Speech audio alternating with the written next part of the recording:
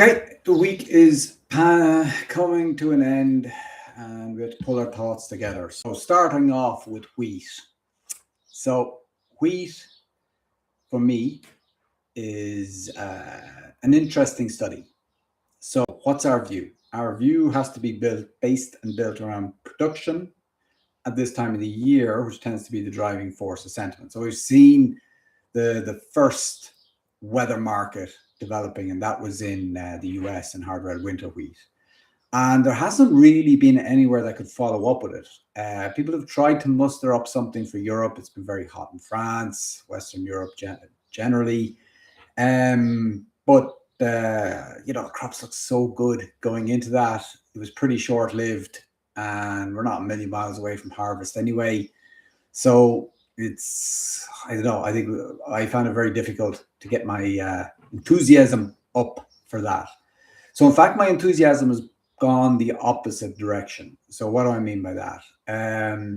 I strongly suspect that Russia will produce at the final count something well north of 90 million tons.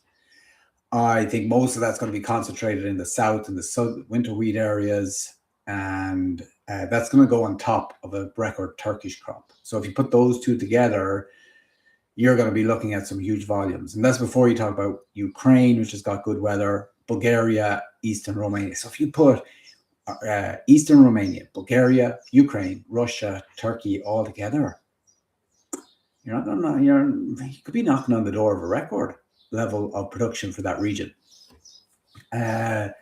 So that's huge. And the rest of Europe is not bad enough to offset that. What's happened in the US is not bad enough to offset that. So inherently, that's going to be bearish. So Rory, you're telling me you're bearish. Well, yeah, I am.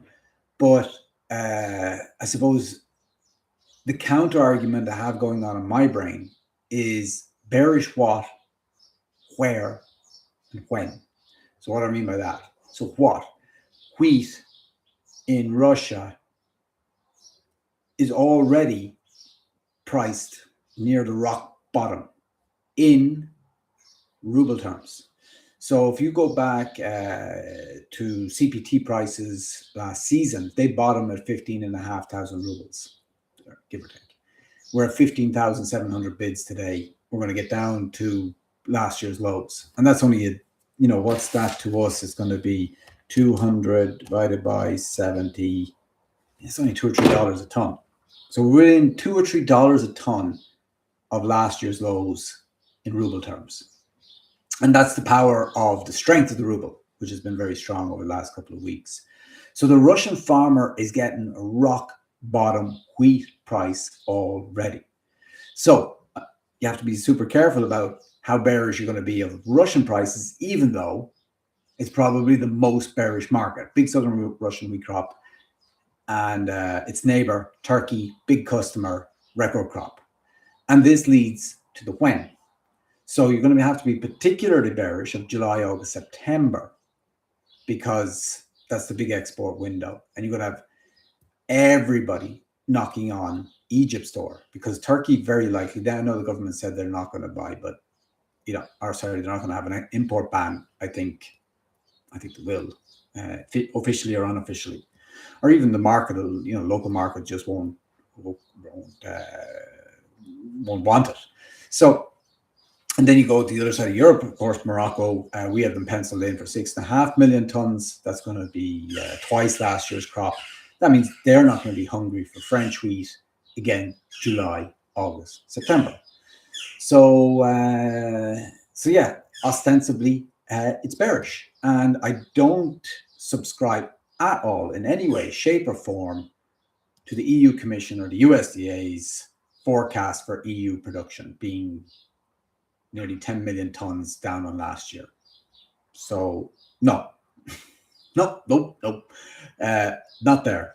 I would not be surprised if at the final count we end up with a bigger wheat crop in Europe versus last year. Wouldn't be surprised.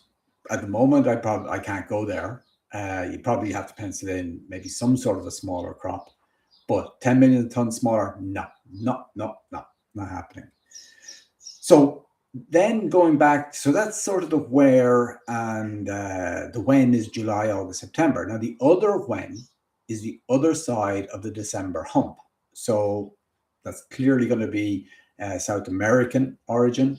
You're going to have Australia, where the weather has improved significantly over the past week. Eastern Romania's one client described it as game changing. So as they plant their crops, Eastern Australia, no problem. Western Australia has been very dry. We have to accept that. Getting some better rain chances in more recent forecasts, so we have to consider that. And are they going to beat this year's crop? Probably not. But it looks an awful lot healthier this week than it did 2 weeks ago. Argentina, as usual, is all about who you want to believe, whether it's the BAGE, the Rosario Grain Exchange, or the USDA. So everybody's talking down the acres in Argentina because of fertilizer. But if you take the BAGE, they're down a couple of percent. The Rosario Grain Exchange down 10%. Who do I believe? I believe farmers plant because they can't help themselves. Simple as that. So I'm inclined to believe that there won't be the big nasty drops in production. So for wheat, I'm bearish. Like, oddly enough, the most bearish market is Russia in my mind. But we're already rock bottom. Where you're not rock bottom and still quite high is over in the US. And if you take the US, by my analysis of sales before harvest and how they correlate with inspections in July, August, September, they've already rationed 2 million tons of demand by my calculations.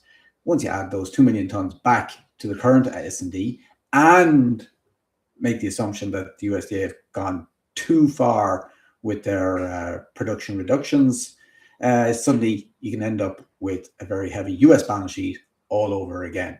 So that's probably where I would be most bearish at this point in time. Moving on to soybeans. Well, soybeans is not really about soybeans anymore. Soybeans is about meal and oil just can't help itself. It just goes up. That's what it does. It's been doing that since December. So for the last 6 months, bean oil goes up. That's it. It doesn't matter what you throw at it. Part of it's higher crude oil price, of course, but I think we wouldn't be far from here anyway, even if crude stayed at $60 or $70 a barrel.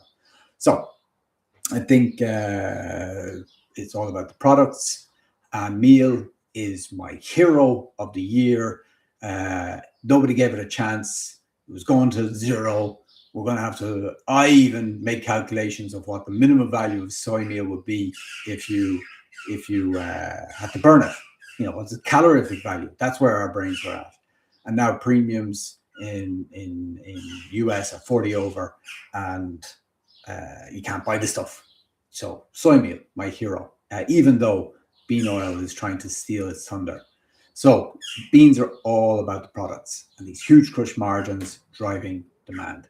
And that's where we need to be careful with every feed ingredient, because the world expected to be swimming in surpluses of soy meal. But it has risen to the challenge of demand. Simple as that. So it's disappeared in the bellies of something, not exactly sure what animal, but there's a lot of it. You know, soy meal doesn't, get put away for months. It gets bought and it gets consumed. It's disappearing. That tells you something about feed demand. So we need to have that explain some of the other surprise markets. Barley, again, hero status in Europe, unless you were short it, because it was again heading to zero this time last year, and it jumped $40 a ton in 2 months. Corn, the US, what would we do with 420 or 30 million tons of corn?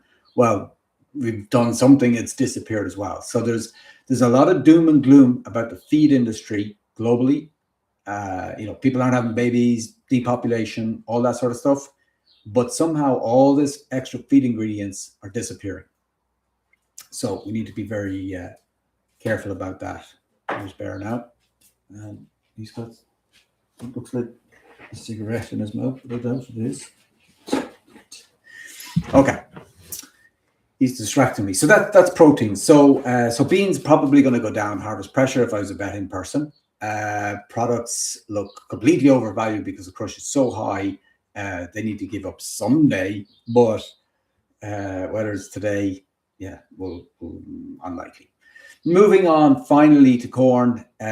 Corn, yeah, I think the US looks good. First of all, it's the most important thing. Weather is pretty benign. Crops seem to be getting into the ground on time, so no issues there. Seasonals are very strong. December corn futures will like to go down from this point forward. Would I bet against it? Probably not. Just a second. Okay, I'll have to call him back. And so corn, yeah, corn, Brazil, Safrinha harvest coming around. Probably start some cuts last couple of weeks. Really get into the heart of it end of June, July, and it's going to be a goodish crop, nothing special. But what's really important and is the psychological impact of all these ethanol plants popping up in Brazil, and that they are distress buyers. You spend 50 million euros building dollars building an ethanol plant. You're going to run the thing, and to run the thing you need corn, and they're going to pay whatever they have to pay to get it. That's my simple thesis on it. So I don't think we get the harvest pressure, even though Brazilian futures are feeling harvest seasonal pressures. I don't think we're going to get that heaviness we used to get a couple of years ago because of the ethanol plants. So anyway, that sums up the week. We're all slaves to crude oil. Outside of that, we're all slaves to this madness, political manipulation, if that's what you want to call it, of markets. There's an agreement. There's not an agreement. It just stinks. The whole thing stinks, top to bottom, front to back. But other than that, I didn't want to go down that path. It's the last few minutes, so I'm not. I survived this far. I'm not going to go down that way any further. So we talked fundamentals, and I hope we gave a pretty clear vision of how we see the market. Until next week, thank you and goodbye.